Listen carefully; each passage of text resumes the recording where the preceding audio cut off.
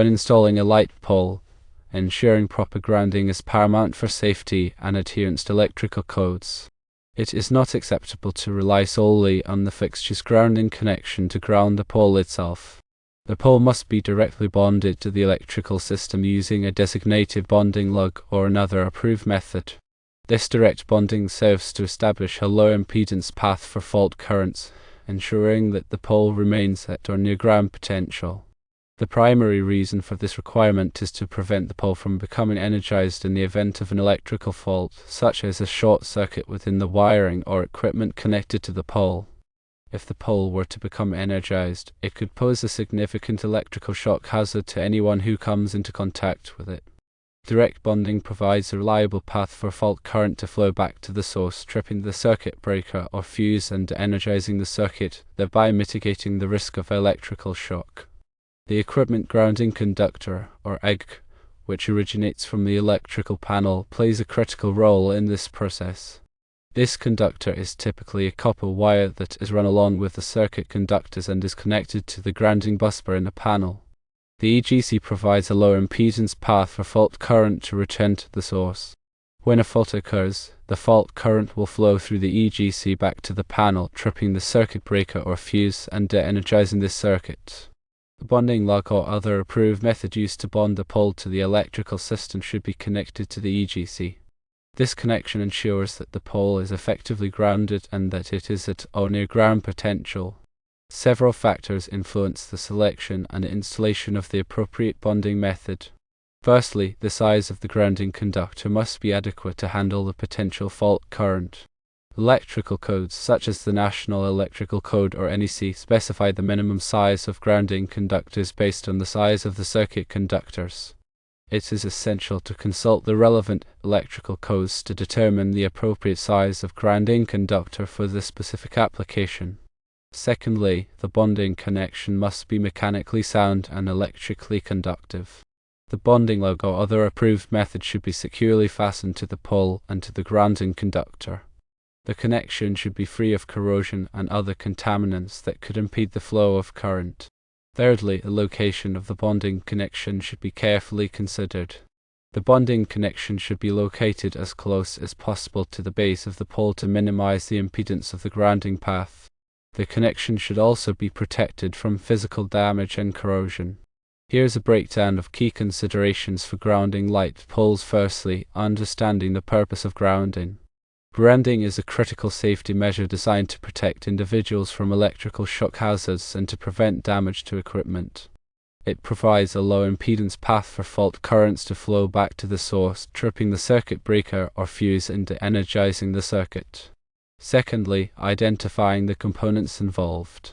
The grounding system for a light pole typically consists of the following components: the equipment grounding conductor, which is a copper wire that is run along with the circuit conductors and is connected to the grounding busbar in the panel; the grounding electrode system, which is a system of electrodes, such as ground rods or ground plates, that are buried in the earth and connected to the grounding busbar in the panel; and the bonding conductors, which are conductors that are used to connect metallic parts of the electrical system to the grounding system.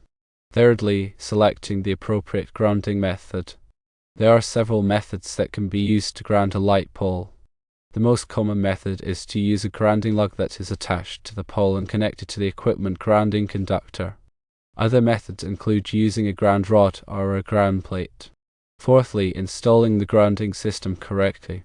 The grounding system must be installed correctly to ensure that it is effective. The grounding conductors must be properly sized and connected. The grounding electrode system must be properly installed and maintained. Fifthly, inspecting and testing the grounding system. The grounding system should be inspected and tested regularly to ensure that it is working properly. The grounding conductors should be checked for damage and corrosion. The grounding electrode system should be tested to ensure that it is providing a low impedance path to ground.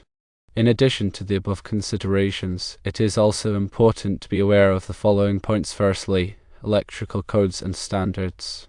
Electrical codes, such as the National Electrical Code or NEC, provide detailed requirements for grounding electrical systems.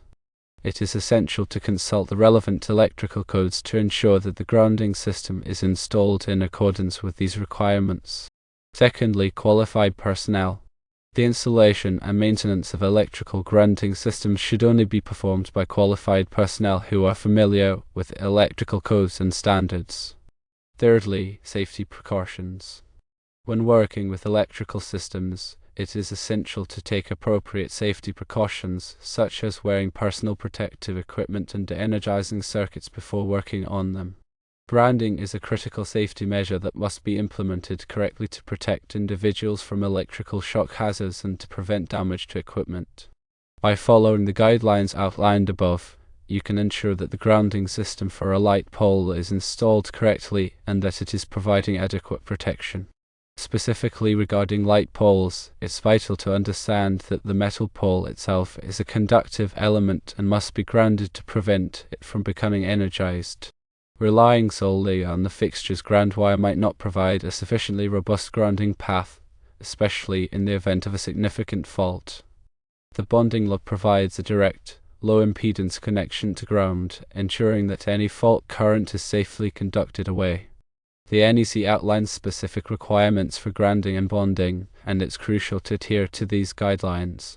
Section 250.4 A5 of the NEC, for example, emphasizes the importance of creating a low-impedance path for fault current to facilitate the operation of overcurrent devices. This section underscores why the pole itself needs to be directly bonded to the grounding system. Furthermore, Section 250.92 outlines the requirements for bonding metal enclosures, including light poles, to ensure electrical continuity and a reliable ground fault current path. The size of the grounding conductor used for bonding the pole is also crucial. NEC Table 250.122 provides guidance on selecting the appropriate size of the equipment grounding conductor based on the overcurrent protective device rating for the circuit. It's important to consult this table to ensure that the grounding conductor is adequately sized to handle the potential fault current. In summary, while the fixture itself will have a grounding conductor, this is primarily for the internal components of the fixture. The light pole's metal structure requires a separate, direct bonding connection to the electrical system's grounding electrode system.